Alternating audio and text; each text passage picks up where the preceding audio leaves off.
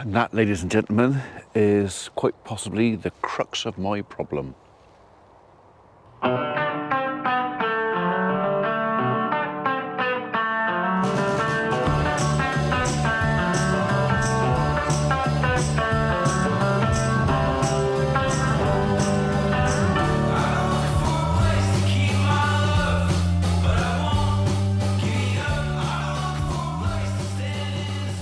Morning world, welcome to Monday 23rd of December, and you're joining me with a little wander around the farm just to have a look-see what's going on while the cattle are out of the field.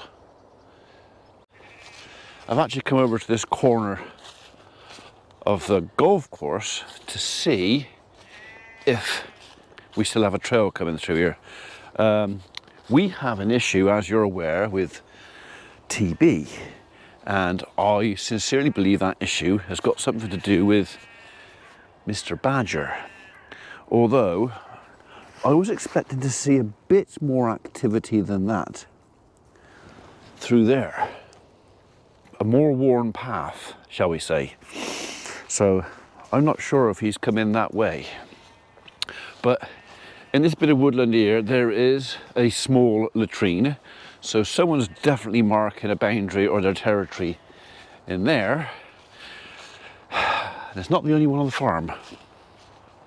So some of you will know this and some of you won't, but for those that don't, badgers can have quite a big territory. It can cover many, many square miles. They can travel a long way in search of food and mates and shelter and new homes, and they travel. Can you see that path through there? That looks more like an old cattle track to me, but badgers will take advantage of that. Anyway, so they are also quite territorial. Once they have a territory established, they kind of like to maintain that, and one of the ways they do that is by marking territorial boundaries with latrines. Latrine is basically a toilet, so they'll go every day, they'll go and dig a little shallow hole, take a poo in it and mark it and go, right, this is my land, bugger off. Right, we don't need that. That can go there. Anyway, last summer, the biggest latrine on the farm was actually not in this group of trees here, but in the group over. And it probably covered an area of 150 square yards or square meters, whichever you want, so it's a rough estimate. But because it was right in the middle of the field, it was quite difficult for me to even consider fencing it off. And the thing is, you'll fence off a latrine area, which means you've disturbed it, and they'll flip and move it. They'll go, it's been disturbed, we'll go and take a poo over there instead. We have had, by the looks of it, some overflowing going on here. And that's the reason why down there is that pipe's blocked up. So that's another job. We've got to come down with a pitchfork and unblock that. There's always something to do. So anyway, badgers. We have a lot of badgers around here. So about a quarter of a mile that direction, there's a big badger set. Less than a quarter of a mile in that direction, there's another badger set. Up in the Westridge Woods, all up through the back of there, absolutely riddled with them up there. The moat field over the road where we had our little motor car trials thing, there's a massive set over there. I've been there since I was a little boy, and also a smaller one. And we think there's also activity up on the hill up there. So basically, I'm completely surrounded. Now the problem is it seems to me that the farm here is a boundary of 3 or 4 territories, and that's why that latrine over there was so big, because quite often you'll have, right, let's start with an imaginary line, okay? There's our imaginary line. That's a cattle track, actually, nothing to do with badgers. So everything on that side belongs to set A, and everything on that side belongs to set B. And they don't really go that way, and they don't really go that way, but they both mark their boundary. Which means the latrine is right on the path. And sometimes you'll even get 3 boundaries will mark in the same, they'll come to a point and they'll mark in the same place. You can get massive latrines, and the problem with that is you can have two families of badgers that are perfectly healthy, no TB. And the only place they come into real contact is on the latrine. And you might get an unhealthy badger move into set C, and because they all share the same latrine, and because they all go and have a sniff round to see who's doing whatever, they come into contact, they spread it. That's only one way they spread it. So there will be plenty of people that are going, no, badgers don't spread it, it's in the cattle, it's the farmer's fault. Well, no, it's not. I mean, massive intensive farms and that, maybe you'll have a sleeper animal in there that's got TB and it's not coming off the tests, and maybe that can be spreading it. But down here, we're a much lower intensity, a much lower, we don't feed grains, we've got nothing in the sheds to attract badgers up to the sheds. So there's not even any maize silage, nothing in there to attract badgers up to our barns, apart from maybe shelter. Because badgers will sometimes get into a nice warm hay barn or a stack of straw, because it's cosy in there, isn't it? But not for food. So where's our TB coming from if not the badgers? Some of you may say, oh, perhaps it's the deer. Well, that's not impossible. It is possible, but far less likely. Deer carry TB. They get infected by TB, they carry it around, and I've seen some deer in pretty poor condition, but deer and badgers don't tend to mix very much. If there's a deer in the field, the cattle usually chase it out. Deer won't hang around with cattle in the field, they'll disappear. Whereas a badger's out in the field, the cattle go and investigate, the badger don't care. Yeah, come and have a sniff if you want. Have a sniff, we'll touch it, we'll even touch noses, I don't care. And it's just the nature of the beast. Are badgers any more infectious than deer? Possibly not. It's just that they're way better at passing it on. Nature of the beast. Anyway, I'm not going to drivel on too much, so I'm just having a walk around. I've dug out a couple of my old trail cameras. I'm going to have to get some new batteries for them. And we're just going to put the odd camera up around. Look at the state of your feet now. Dirty animal. We're going to choose some spots to put cameras around the farm and see if I can capture activity of where they're coming in, where they're going out, where they're spending time, how long they're here for, how many, and see if we can sort of kind of gauge how much blame we want to put on the badger. Because if I put wildlife cameras out there, I don't even see one, that's not going to happen. Then, yeah, maybe we've got to think of something else. But I am 85% sure that our TB issue is down to Mr. Badger. So there. Right, just had a phone call from Reg. Looks like we're going to start moving our wheat next week. He's going in today sometime to do a moisture test, because some of it went in there at borderline 17%. We're hoping that's going to drop a little bit, but I think we're going to have to put some of it over the dryer before it goes anywhere. There's no point in having it sent back rejected, is it? Because it's 0.1% too damp. Right, well, while we're down from the farm, we're just going to have a quick look at the pond, which is looking rather clear now. I'm not expecting to see an awful lot of activity in there, to be honest. Because most of the beasties that live in there are smaller than my little fingernail. And if they're sat still because it's cold, then I'm not going to see them. But yeah, this is the pond we put in, what was it, 3-4 years ago? It wasn't here. I came down with a machine and dug this little heart-shaped pond. And I've actually got quite a lot of pleasure from this. So we cut this bit of grass here that if I ever want to come down here and have a quiet time, or I got one or two friends that do a bit of like wild camping and that, it's a case of, well, you know, it's just a nice little place to come down and spend a bit of peace and quiet. So, but we don't normally let them in here, because all that is supposed to be reserved for the fluffy, but oi, come on, fluffy bunny one is and little creatures. So we've got piles of timber. So for example, I think that's a load of willow in there. So there's a big pile of willow in there that we took off a job somewhere. We just piled that in there and we'll let that rot down, and that will be home, larder, shelter, whatever, for invertebrates, reptiles, little mammals, all that sort of stuff.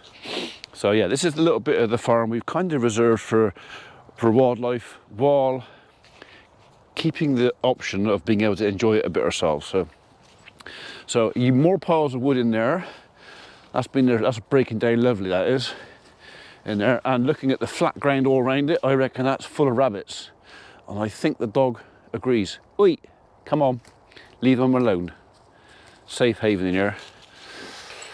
More timber, a lot of red oak in that. So that'll take a while to, but what we got? That's red oak, obviously silver birch. That's red oak.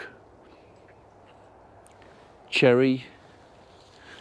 More silver birch, bit of old cable bracing, which I will drag out of there one day. But yeah, anyway, so the pond's full. The grass definitely does not want cutting. Everything is tickety-boo in this bit. Is there badgers living in here? Almost definitely. Yeah, another pile of wood and another one there. These little habitat stacks just add value to the beasties that like little stacks of waste wood. So we have piles of softwood and we have piles of hardwood. So I think the hardwood's more popular, but you know, everything finds a home in it. Come on in, let's make our way back. So this is probably one of the places we put a wildlife camera down in here again. We did it before a couple of years ago. We caught roe deer, muntjac, foxes, rabbits. We even caught some fallow, was it 5 fallow bucks? And in that group of 5, one of them was almost certainly riddled with TB. He was a mangy looking thing. You'll have to go back a few years to find that. But yeah, I've got 3 trail cams. 2 just need new batteries. The third one, for some reason I put a pin number on it, and I don't know what the pin number was, but I can't get into it, so that one might end up going in the bin. I think it was the cheapy, one of the very first ones I ever had. I think I probably give about 25 quid for it or something, but now you're looking at sort of 60-70 pound for a decent trail cam. But we'll stick with just the 2 for now, and maybe later on we'll get ourselves, what I'd really like is one with alert on it for the phone, that if something's going on, it tells me and I can actually watch it live. But the problem with them is you've got to put a SIM card in them, so it's like £5 a month just to run the thing. Yeah. All right, Mr. Mole, Mr. Molehill and Mr. Fox Turd. Foxes do love to lay one on a fresh molehill. It's like, this is my molehill, I'm just going to mark it. Oh, she's looking for bunny one, isn't it? That's all right, that bit. So yeah, Mr. Mole's been busy. This is probably only one mole out here. Nothing dead recent I can see. This is an old green from the golf course. So of course it's all sandy and soft. Good digging territory this is. Yeah, but well, you can see the sand in it. Bit frozen, but yeah, you can probably see the sand in that sample. Anyway, and he's obviously gone off up that way. I reckon there's a drain up there and he's followed it. Right, so do you remember I came out here and put a little of compost out here, was it a month ago? And I'd say 85% of it has disappeared. It's, whereas that was black, where I spread it, gone in the ground. We don't want you there. You can go back at the farm. So this is one of the other places I'm anticipating finding some sign.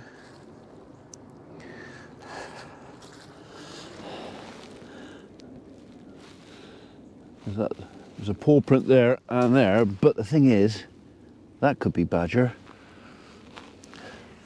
Because the dog came down in front of me, I might be looking at her prints rather than...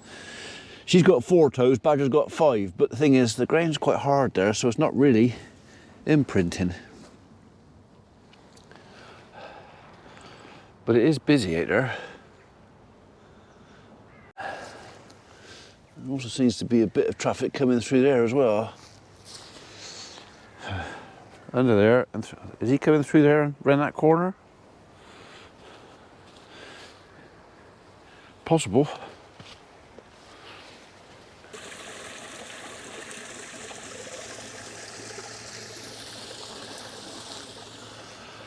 Because one of our badger sets, or very nearby badger sets, are literally about 100 metres that way.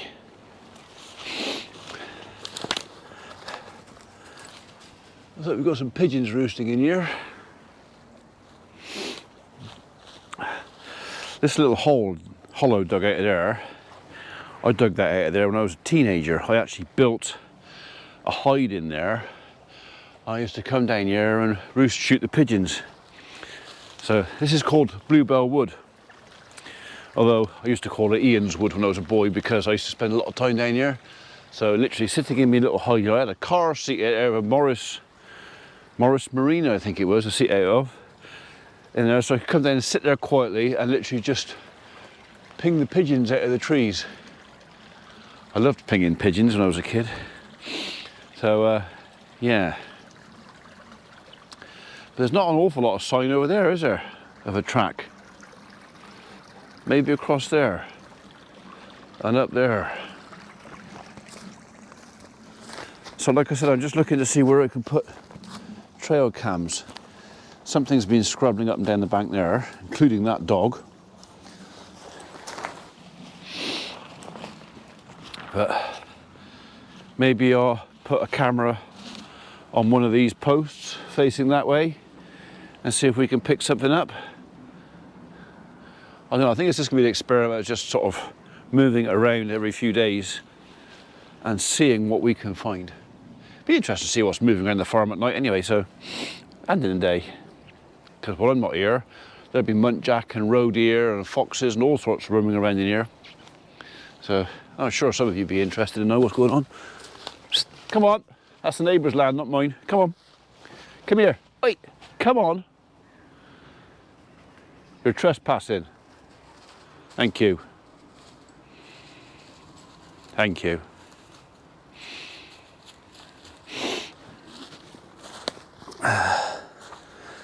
That looks fairly well worn up through there as well. But that could be anything. Deer, fox, even a rabbit to go across there. Okay. We'll wander back at the farm. I've got a load of logs to deliver. Well, probably be later this morning to Sam. Do you remember the big poplar tree that fell down in Tidderton that Reg and Richard and everybody else was clearing up? He's one of my firewood customers, so he wants half a bag. So we'll be going in and doing that. And maybe calling and see Reg on the way, because Reg is going up the barn this morning with Andy, do a sample on our wheat. I think the stuff at the very front hopefully is sub 15%. If it's 14.5%, we're just going to send a load straight from the front, and then I think everything behind, because there's a question mark, it might be 1 or 2 points over 15%. We'll just take it back to Mill Farm to Reg's and run it over the dryer. So just flash it over to make sure it doesn't get rejected, because any excuse to deduct money off the price or even turn the lorry round and send it away. It's not worth the risk. Better to spend 7 or 8 quid £7 or £8 a tonne now, probably 8 or £9 a tonne actually, to make sure it's dry enough, than risk the £12 a tonne from the merchants, or even the turnaround and the return lorry trip and tip to bring it back. It's not worth the risk. Right, we've come out to Bottom Avenue. I just want to see how firm the ground is out here, just out of idle interest. We've got some hedge cutting to do. It's going to be after Christmas now, but yeah, we've had a lot of rain, but this is actually a bit firmer here than I thought it was going to be. I'm not complaining. Actually, what we'll also do while we're here, we'll just turn the water off to that tank. Before the dog goes jumping all over it, there is no fresh footprints around that.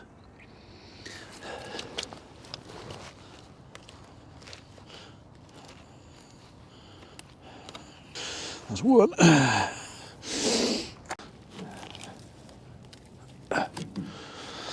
That's two. Okay, so the muck out here is taking a bit longer to go down. I will be coming out here before the grass starts growing to look for more of those, because stone yards, last year's stone yards, were not as well maintained, packed or whatever as they are this year.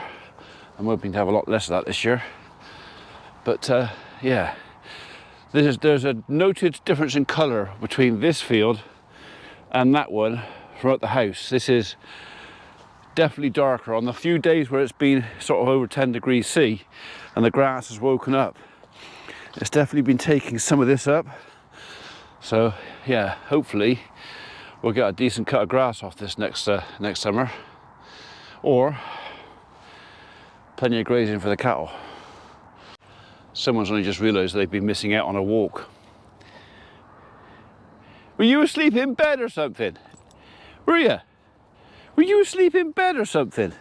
You missed out, didn't you? Yeah. Mind you, we didn't see anybody when there's already squirrels. Oh, get off, you dirty bugger. Come on then.